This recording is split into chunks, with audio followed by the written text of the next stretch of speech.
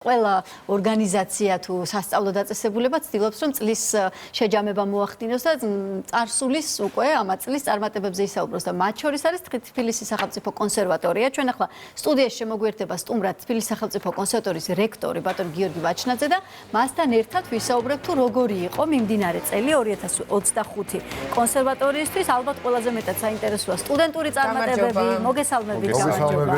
და ასევე ის საინტერესო პროექტები, რასაც მოჰყვა დიდი გამოხმაურება საზოგადოებაში და რითაც ვისიამოვნეთ კონსერვატორიის დიდ და მცირე დარბაზში. გამარჯობა. გამარჯობა. სტუდენტებით დავიწყოთ, ხო? იმიტომ რომ როგორც ვიცი, ძალიან სერიოზული სტატისტიკით არის წერს კონსერვატორია წარმოდგენილი თუ რა რაოდენობის წარმატება დააფიქსირა თქვენმა სტუდენტმა, იქნება ეს საერთაშორისო კონკურსის ლაურეატობა, პრიზები თუ სხვადასხვა. აი რა მიმართულება იყო? ძალიან გაიზარდა აი ამ პრიზების რაოდენობა. და კარგია. აი ელემენტარული სტატისტიკა ეხა ზეპირად ვერ დავიმახსოვრე, მაგრამ და კარგია რომ იმდენია რომ ზეპირად აღარ მახსოვრდება. თუ დავიწყებთ 2020 წლიდან იყო 9 გამარჯვებული, 21 წელს იყო 35, რაც არის შედარებით მაღალი, 22 წელს 31, 23 წელს 20, 24 წელს 27 და 25 წელს 53. 53. ეს არის უზარმაზარი, ასე ვთქვათ, მაჩვენებელი. ნახტომი. და ამავდროულად ამ 53-დან ძალიან ბევრი არის, ძალიან მნიშვნელოვანი და ძალიან, ასე ვთქვათ, პრესტიჟული გამარჯვებები. ეს არის საერთაშორისო ჯილდოები და საერთაშორისო პლატფორმაზე ჩამოგითვლით თვალსაჩინო მაგალითებს. 2025 წელს ალბათ თქვენ გაიგეთ ეს ეკატერინე ბუაჩიძე, რომელმაც ოპერალიას გრან-პრი მოიპოვა, ეს იყო პლასიდო დომინგოს, ასე ვთქვათ, ერთ-ერთი ძალიან ცნობილი საერთაშორისო ღონისძიება. ეს იყო ძალიან გასახარებელი ჩვენთვის, რასაკვირველია. ასევე ნინო კასრელიშვილი, რომელიც გახლავთ პიანისტი, ფერენც ლისტის მეხუთე საერთაშორისო კონკურსის პირველი პრემია. შესანიშნავი. თათა რაზმაძე საერთაშორისო კონკურსი ოპერა კრაუნ პირველი პრემია. საოცარი სიით ხართ მობრძოლებული. ძალიან სერიოზული წარმატებები. თამარ ბუაძე, ბულგარეთის ნესებერი საერთაშორისო საგუნდო მუსიკის ფესტივალი გრან-პრი. ასევე ძალიან ბევრი ჩვენი კერძოდ მომღერალი არის მსოფლიო თეატრებში დაკავებული ძალიან სერიოზული როლებით. ნუ აი მაგალითად მოგიყვანთ თემურ ბიძიშვილს, რომელიც ბერლინის ოპერის თეატრის ახალგაზრდული დასის წევრია და ლუკა წეველიძე, რომელიც ჰიუსტონის გრანდ ოპერას მთელ სეზონში არის დაკავებული. ეს არის ეხლანდელი მონაწილე, ხო ბევრი არის რასაკვირველია. წინა, მაგრამ ჩვენ ახლა ამ წელიწადზე ვლაპარაკობთ. და საინტერესო ის არის, რომ მარტო ერთი მიმართულებით არ არის ეს წარმატებები, ანუ პიანისტიც, მომღერალიც, გუნდიც მათ შორის, ანუ ყველა მიმართულებით წარმატებული სტუდენტები ყავთ. ესე გამოდის, ეს არ არის, რომ ერთი ხაზი ვითარდება ყველაზე. ძალიან, ასე ვთქვათ, ძალიან მნიშვნელოვანი მაჩვენებელია ჩემს და მთავარი მაჩვენებელი, იმიტომ რომ კონსერვატორიის მთავარი ფუნქცია არის კადრების გამოშვება და მუსიკოსების გაზრდა, იმ მუსიკოსების, რომლებიც, ასე ვთქვათ, მსოფლიო მასშტაბით გაუთქვამენ თავს ჩვენს ქვეყანას და ჩვენს კულტურას. ბატონო რექტორო, ასეთი კითხვა მექნება. მოდით ვისაუბროთ სტუდენტთა ორკესტრზეც. ერთის მხრივ ამ სტუდენტთა ორკესტრში მონაწილეობა არის ძალიან პრესტიჟული და ორკესტრისთვისაც მნიშვნელოვანია სტუდენტები, ხო? აი, როგორია ეს კოლაბორაცია, ასე რომ დავარქვათ, ურთიერთთანამშრომლობა ორკესტრისა და სტუდენტისა, სტუდენტისა და ორკესტრისა. სტუდენტურ ორკესტრზე ვსაუბრობთ. დიახ.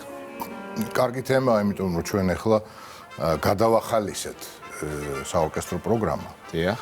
ადრე იყო აი ასეთი პროექტების სახით იყო წარმოდგენილი, ანუ სემესტრში 2 პროექტი იქნებოდა და 2 კვირით იკრიბებოდა ეს ორკესტრი, ამზადებდა ამ პროექტს და ამით მთავრდებოდა. მე ასე ვთქვათ, ჩემი ამერიკული გამოცდილებით და არა მარტო ამერიკული, არამედ მსოფლიო მასშტაბის, ასე ვთქვათ, პრაქტიკიდან გამომდინარე, გადავწყვიტე, რომ ეს არის არასაკმარისი და ორკესტრი უნდა იყოს მუდმივ მუშაობაში. ანუ ორჯერ კვირაში არის, ასე ვთქვათ, მათი შეხვედრები.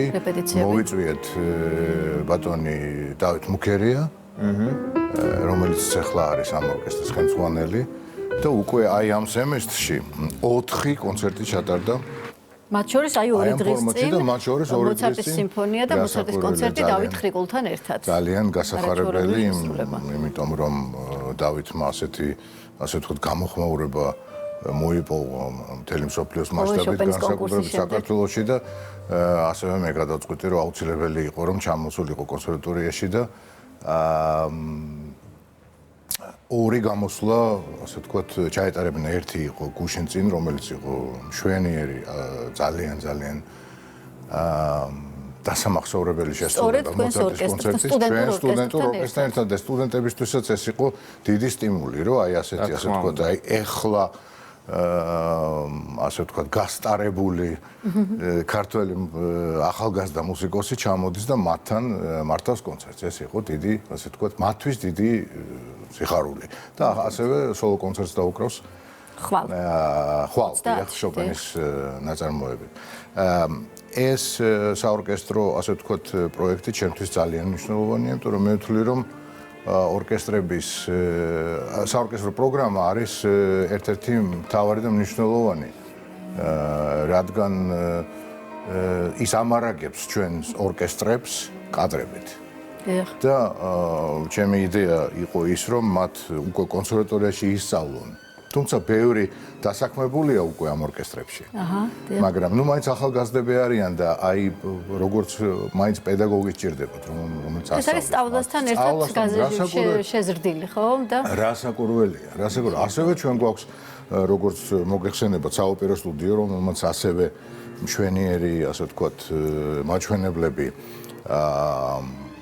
აჩვენა ხო წარმოადგენა წელს. იყო ასე ვთქვათ წარმოდგენილი რიგოლეტო ორი სპექტაკლი, უსერიოზულესი ვერტის ოპერა რასაკურველია. ასევე იყო საპრემიერო სპექტაკლის დადგმა, ეს იყო ბოჰემა, რომელიც ასევე ორი სპექტაკლი ესე იგი იყო და ძალიან წარმატებული და ძალიან მაღალი დონის ნამუშევარი აჩვენეს. დიახ. ასევე აუცილებლად მინდა ვიკითხო იმ დამოუკიდებელ პროექტებზე საკონცერტო მიმართულებით, რაც კონსერვატორიამ დააორგანიზა. როგორ ყველაფრის საქმის კურსია საკითხი, როგორ ძირეულად იცის და ჩემს უკეთესად ის. 10 წელს როდესაც ამთავრებ, მე მთელი ცხოვრება ეს მუსიკა გრძელდება, ბატონო გიორგი და რა ვქნათ. ხო, რა მინდა და მეკითხა დამოუკიდებელ ჩვენთან სამუშაოდ. არა, ვერ გაგატანე. აკაურობა როგორ დავტოვოთ, სამწუხარო. სულხან ცინცაძის 100 წლის იუბილე, ერთ-ერთი დამოუკიდებელი პროექტი, რომელიც თან ძალიან მნიშვნელოვანი იყო, რომ კონსერვატორიას ეს აღენიშნა და ძალიან მაღალ ხარისხში ჩატარდა. ჩვენი ძვირფასი ნიკოლოზი იყო, რა თქმა უნდა, ღონისძიების მონაწილე თავისი ტრადიციული ამბების ჩანართით და ცინცაძის შესანიშნავი მუსიკა, რომელიც ძალიან უყვარს ქართველებს. ამ პროექტზეც რა ვთქვათ, იმიტომ ძალიან წარმატებული არის. პირველ რიგში მინდა მადლობა გადაუხადო კულტურის სამინისტროს, რომელმაც ყველა აი ამ ჩამოთვლილ პროექტებში, რომლებზეც უკვე ვილაპარაკეთ და რომლებზეც ვილაპარაკებთ, ასე ვთქვათ, იყო დაფინანსების წყარო. დაწყებული დავით ხრიკულის ჩამოგზანებით და დამთავრებული აი ამ ასე ვთქვათ თქვენი თემით, რაც არის დამოუკიდებელი პროექტები. დიახ. ბატონ სულხან ცინცაძის იუბილე რასაკურველი კონსერვატორისთვის არის ყველაზე ალბათ მნიშვნელოვანი თემა ამ წელს თავში ნარსით და არა მარტო იმიტომ რომ ის იყო უდიდესი ქართველი კომპოზიტორი, არამედ იმიტომ რომ იყო კონსერვატორიის რექტორი. რა თქმა უნდა. დიდი ხნის განმავლობაში და ძალიან ერთ-ერთი ყველაზე საყვარელი და პატივცემული რექტორი გახლდათ. მე სამწუხაროდ ვერ მოვესწარი. 85 წელს ჩავაბარე კონსერვატორიაში, როცა ის სწორედ მან შეწყვიტა ეს ასე ვთქვათ რექტორის პოზიციაზე ყოფნა და ბატონი ნოდარ გაბუნია მოგწანდა მაშინ და ამიტომ ეს პროექტი იყო ძალიან ასე ვთქვათ შრომატევადი, ძალიან დიდი მონაწილეობა მიიღო ჩვენმა მუზეუმმა, ხალბატონმა მარინა ჩიხლაძემ ასევე მონაწილეობა მიიღო ბატონმა დუდარჟვანიამ, რასაკურველია, რადგან საკვარტეტო მუსიკა ბატონის სულხანის არის და არაჩვეულებრივ ფორმაშია ბატონი ნოდარი. არაჩვეულებრივ ფორმაშია, მეც დაუკარე მასთან ერთად ამოსტინა და აბსოლუტურად მე მგონი ჩემს უფრო ახალგაზრდული შემართება. ასევე ქალბატონი მანანა ახმეტელი, რომელმაც ძალიან დიდი ასე ვთქვათ, 8 წლის შემოიტანა, იმიტომ რომ მას ჰქონდა ბევრი ის ინფორმაცია, რომელიც კონსერვატორიაშიც არ არის, მასალებიც ამავდროულად, რომელიც მოგვაწოდა, იმიტომ რომ იყო ასე ვთქვათ, შექმნილი ვიდეო მასალა, რომელიც მიდიოდა აი ამ ჩვენი ნიკოლოზის ასე ვთქვათ, და ის ტექსტი და ამბები, რასაც ნიკოლოზი ყვებოდა. რასაც ხედი. ასევე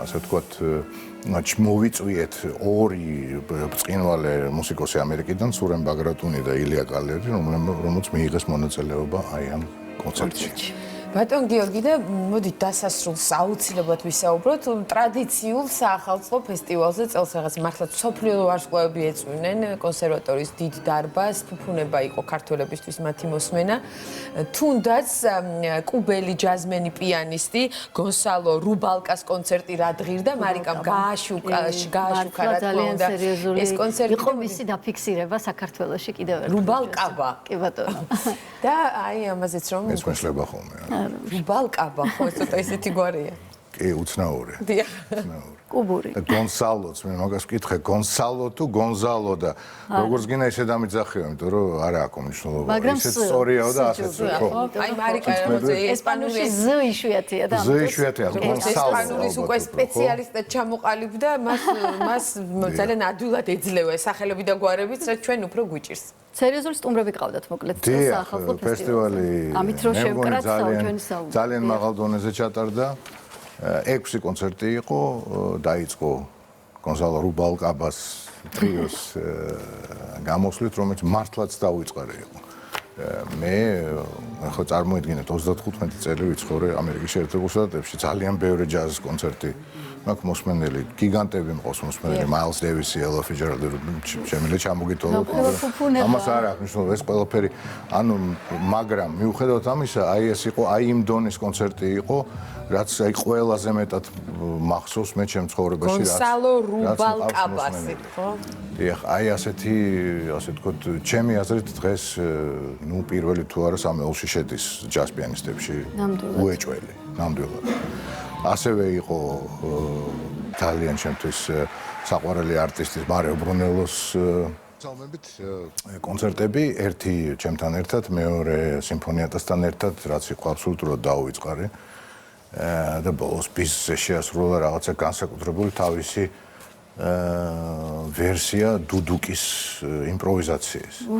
და სიმფონიატის ჩელოები ერთ ოსტინატო ნოტას უკრავდნენ და ეს აი ამ პაიათებს უკრავდა ჩელოზე რაღაცა საოცრებად. დაუვიწყარი აბსოლუტურად. თვითონ თავის ყურით ქონდა ეს მიღებული. ასევე საორგანო კონცერტი, ასევე სოლო საფორტეპიანო კონცერტი იაპონელი პიანისტი კაცუნური იშის მონაწილეობით და ქეთევან ქემოკლიძის ესპანური რიტმები, ცეცხლოვანი, რომელიც ასევე ჩვენ იმედის დღეში გავაშუქეთ. დიდი მადლობა სტუმრობისთვის, გილოცავთ დამდეგ ახალ წელს. ძალიან სერიოზული შედეგები გაქვთ და 2026-ში უკვე კარგი გეგმებით, ასე ვთქვათ, შეიძლება შევხვდეთ და უკვე მომდევნო წლის გეგმებზე ვისაუბროთ. და წარმატებებს. ახლა ცოტა ხნით შევისვენოთ რეკლამის შემდეგ დაუბრუნდებით და სხვადასხვა საინტერესო თემებით განვაგრძობთ გადაცემას. საჩუქარს დაგიტოვებთ ცქრიალა ღვინოს. წარმატებული წლის აღსანიშნად ცქრიალა ღვინით, ბადაგონის ცქრიალა ღვინო, რომელსაც ბევრი მიმართულება აქვს და ერთ-ერთი თქვენში ახალ წელს. რეკლამა ჩვენს ეთერში. ნახვამდის პროექტი.